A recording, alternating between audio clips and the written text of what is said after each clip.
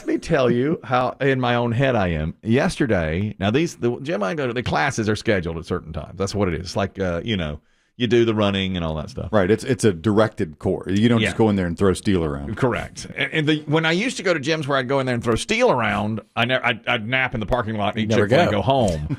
So now it's a thing. You have to be there. So I go at noon every day. And always when you go in, there's somebody standing there with a clipboard and said, what station do you want to start on? And that's it. Roast beef. The carving station. I prefer a ham myself. The omelet station. Oh, get to the omelet station. That's always busy. It is the best. Yeah. Substation. You want to finish with the prime rib. Yeah. So yesterday, instead of being inside where they always are, the person was outside with the clipboard. What's going on? Exactly. And I got there and they said, okay, what station? And I said, whatever it was. And they said, well, you can't go in just yet. They're having a meeting inside in the lobby. It should be breaking up here in just a few minutes. So Ooh. Yeah. Like team members? Yeah. Well, it was all the people that work there. It was like the head coach and the person in charge of the front All the desk. people in spandex. Yeah. And they looked out at me and like started whispering. And I thought, uh-oh, this is... They closed the curtains. They saw me. Yeah, it's the guy I'm talking about right there. Close those blinds. And I was like, oh my God. Twisting the blind. Oh my God, And He so never listens. No matter how many times I tell him, wipe down the machine, he never listens. People are talking about him. So worried about it. I was really concerned. So then about 5 minutes later, okay, doors open, everybody goes in. A woman that works there came to take the class. And when she walks in, the head coach is standing there. And the head coach says, we should go outside. I need to talk to you for a minute. And they go outside. And again, now I'm looking. Another private conversation. Yes. And she points over her shoulder. It's him right there. And I'm like, Kelly. they're meeting about me. They're meeting about me. So I just don't know. Now, nothing was brought up, but I'm afraid, when sometimes I'll do bear crawls. And my shirt's up around my teats. Yeah. And I think they're going to tell me. That happens to a lot of people, doesn't it? You can't tuck it in like John Travolta in Grease. I always forget. I need You can't buy the shirts any longer. They don't make them. Yeah. Yes. You're going to have to wear a skirt. When he was trying to find his sport. Yes. I've got to tuck in is what I've got to do. I never remember to do that is the problem. So anyhow, that's where we are. Now, we have an official attorney, of course, on this program, Lisa Lanier, and she is ready to talk with us in a few minutes about this story. We first reported it last week, and now there's a bizarre twist to it in my mind. It's about a dog named Ghost. We talked about it as a great story. Ghost dog ran with the coyotes. Yeah.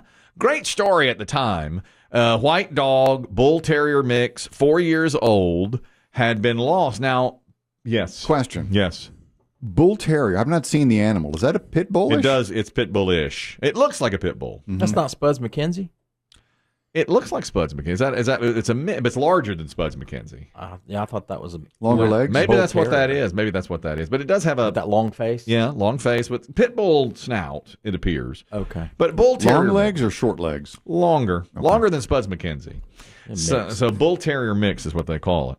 Well, the reason he became famous and he was named Ghost because a pack of coyotes would come into town every once in a while, and people would see this dog with the coyotes. Running with the pack. Yeah, so people were calling SPCA and all that kind of stuff, and they were trying to figure out, okay, what's going on with this dog? Well, they had assumed then, and it had been spotted several times over 6 months, and they had assumed that the dog had been left out, like on the side of the road when it was younger, and a coyote pack picked it up, and it had been thriving or living with the coyotes out in the wild ever since, and they're out in the desert. This is outside Las Vegas, Henderson, Nevada. So a few weeks ago, animal rights groups, because they saw an injury on its face, the dog Ghost, they saw an injury on its face, and they thought, okay, we need to get this dog back in. It's a domesticated animal because the coyotes are going to turn on it. And so they set a trap. But that's the way of the pack, right? Yeah. It is, yeah. So they set a trap. They trapped the dog. Bam. All right. Named him Ghost. He needed, and they raised $14,000 for health care for the dog. I don't know if he needed all that, but they raised, because it became a famous story in the area and beyond. Golly, the Diesel has a split lip. You want to start something for him? Well, first you got to trap him. You're right. You can't trap the diesel. There's no way. No trap big enough. He can't even smile. He bleeds as soon as he smiles. And Says a lot. And every time I see him, he's got this giant wide smile, and then he's like, "Oh, I forgot." Oh, my tooth red. Yeah, and It's from the blood. and we're playing pickleball today. He can't eat a hamburger. There's nothing he can do. He's wasting away. How's he living? Can't live. I mean, imagine Valentine's Day. Had to kiss his wife. Bloody your lip. That's how it happens. Blood on your cheek. All right. Back to the dog. Back to the dog. The dog. They capture the dog humanely. It goes viral. It's all over the place. This dog is named Ghost. They're trying to find Happy ending. Good family. Happy ending. Well, the Cabada family of Las Vegas was watching the news and saw this dog and said, "Oh my gosh, there's Hades." Hades, The hellhound? the hellhound, Damn. is their dog. It's a For sure? Well, it's a husband and wife and 2 kids, and they said, "This is our dog." He ran loose. He got loose. He wasn't chipped. He wasn't up to date on his shots, but it's their dog. So they contacted the group that rescued the dog. They went.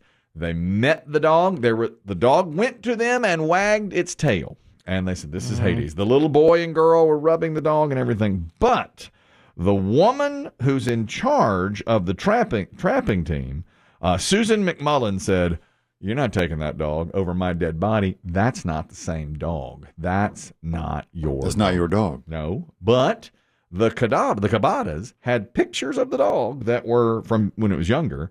Very, very similar look. Same markings on the snout, that kind of thing. A lot of dogs like that, bro. So, police had to be called when they came to pick up the dog because the first lady said, "You're not taking this dog." First of all, it's a different dog. Secondly, we think this dog was turned out. Like, even if it is the same dog, we think this dog was abandoned, and that's why it was running with the coyotes. So now, of course, the Cabada family said, "You can pry my dog out of my cold, dead hands. Give me my dog back." Give my Hades. It's a lovely name. Hades was with the Animal Foundation for 9 days, and then finally the woman in charge, reluctantly, at police order, gave the dog back to the Cabada family. They've been living with the dog now the past few weeks, but the woman in charge says, "I feel horrible. I have anxiety. I have a knot in my chest. And my heart is full of love for this dog, and I am going to get this dog back. This fight is not over." So she's got an attorney now, and she's trying to prove that the dog is Hades is not Ghost. That Ghost and Hades are different dogs. And she says, even if this is the same dog, this family treated it badly. And they said, "Oh, no, we did not. This dog just ran away." How can she prove that? Well, that was assumed. I don't know how you can dogs assume went out anything. of doors all the time. Yeah, you can't assume that the dog was just left on the side of a road. But not keeping up with the shots like that. That's a bit of a ding on a pet owner's Hades had never been vaccinated or chipped, and they knew that when they got the dog. Any idea what the percentage of pet dogs that are chipped in this country? 25%? A third? It's a good question. Maybe. Yeah. Is your animal chipped, Kelly? Yes. Did y'all do that, or was it already like that? We did that. And Biggie, your animal? Oh, yeah. I think most dogs. Oh, you do? Well, I'm going to say most, but I bet maybe half. I just feel like everyone I know has a chipped dog, but most people I know are responsible animal owners. Yeah, I mean, backyard dogs, I bet they're not. And or chained up dogs are not. I'll tell you what we're doing now. We're getting also an Apple AirTag to put on her collar.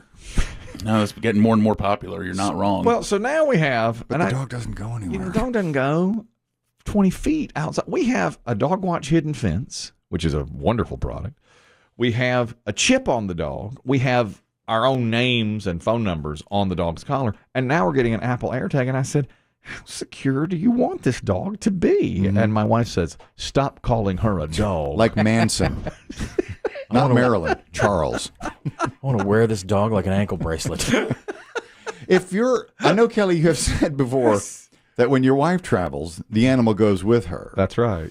If let's say your daughter is at a softball game, and the animal is with your wife, and the dog gets away from her, would the animal come back if your wife called the animal? Yes. I think the animal. Is she that well trained? She is. Or would she bolt?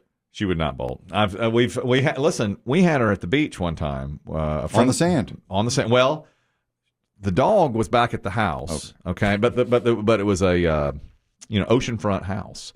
And we were laying out on the beach, and the dog got under the fence and ran right to my wife. I mean, she jumped up into the beach chair. And the dog was not allowed to be on the beach between the hours of 9 and 5. And I said, you have to take her back to the house. And she goes, I'm not taking her anywhere. This dog sought me out. And I said, well. Look at her. She broke the screen. We're going to pay for that. She needs me. And we're never going to get the damage deposit back. I said, there's signs everywhere. She can't be on this beach. This animal stays where I stay. This dog can't Why don't read. you go? Yes. It's really become a fact that she loves the dog more than she loves Would you say? me. And Yeah, I there's no hate- question. hate What did you. the animal get for Valentine's? Oh, treats like you wouldn't believe. All sorts of New red collar. collars and food items and bandanas and all this stuff. Yeah, she loved it. It's Yeah. a little obsessive, would you say?